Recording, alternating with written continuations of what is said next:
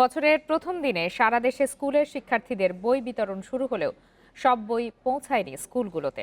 এমনকি রাজধানীর অনেক শিক্ষা প্রতিষ্ঠানেও পৌঁছায়নি সব শ্রেণীর পাঠ্য বই। তবে মন্ত্রণালয় জানিয়েছে 12 জানুয়ারির মধ্যে সব বই পৌঁছে যাবে শিক্ষার্থীদের হাতে। 9 মাসের বেশি সময় পরে স্কুলে আসার সুযোগ, দীর্ঘ সময় পর বন্ধুদের সাথে দেখা, ক্ষুদে শিক্ষার্থীদের তাই বাঁধ ভাঙা আনন্দ। যদিও অনেক বন্ধুই আসেনি, তারপরও বই নেয়ার জন্য স্কুলে আসার সুযোগ তো হলো। আমি আমার বই পেয়ে খুব খুশি হয়েছি, অনেক ভালো লাগতেছে আমার।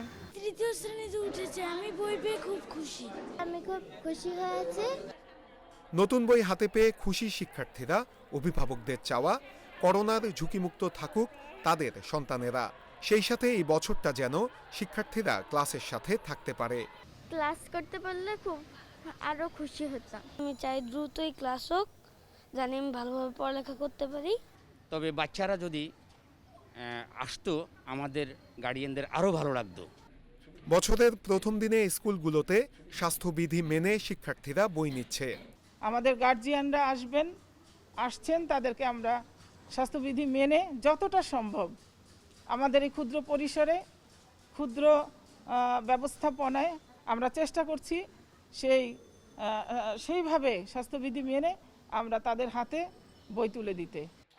বই বিতরণ শুরু হলেও অনেক স্কুলেই সব শ্রেণীর বই পৌঁছায়নি বলে জানিয়েছে কর্তৃপক্ষ। আমাদের সপ্তম শ্রেণীর এবং নবম শ্রেণীর বই আমরা এখনো পাইনি।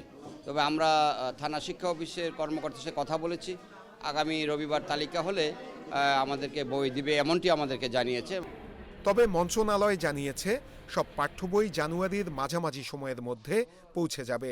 ব্যবস্থাটা করে দেবেন যেন ভাগে ভাগে এসে 3 দিন ধরে একটি শ্রেণীর সব শিক্ষার্থীরা তাদের বই সংগ্রহ করে। অর্থাৎ আমি যদি 6, 7, 8, 9 বলি, মোট 12 দিনে আমাদের শিক্ষার্থীরা তাদের বইগুলো তাদের স্কুল থেকে সংগ্রহ করবে। করোনার কারণে এবছরের বই ছাপানোর কাজ শুরুতে দেরি হয়, তাই শিক্ষার্থীদের হাতে কিছু বই যেতে দেরি হচ্ছে।